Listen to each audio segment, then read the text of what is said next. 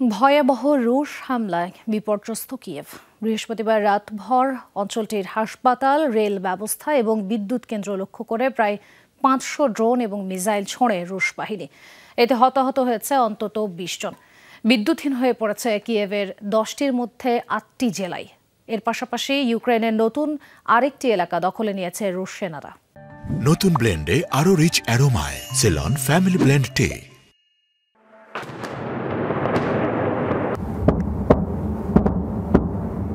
একের পর এক রুশ মিসাইল হামলায় প্রকম্পিত কিয়েভ।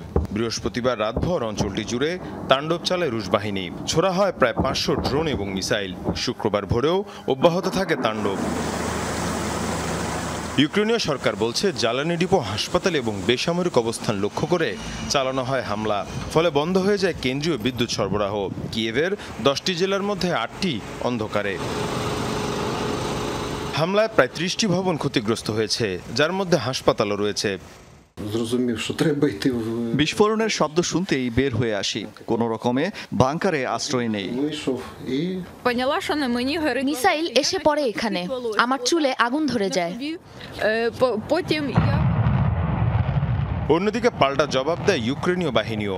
কিয়েভ বলছে নিজস্ব প্রযুক্তিতে তৈরি ফ্লেমিঙ্গো মিসাইল ছোড়া হয় রুশ সেনাদের অবস্থানে। 2022 সালে ইউক্রেনে পূর্ণমাত্রার অভিযান শুরুর পর সম্প্রতি দেশটির অবকাঠামোর ওপর হামলার পরিধি বাড়িয়েছে রাশিয়া। বিশেষ করে জ্বালানি স্থাপনা, রেল ব্যবস্থা এবং আবাসিক এলাকাগুলো টার্গেট করে চালানো হচ্ছে সব হামলা।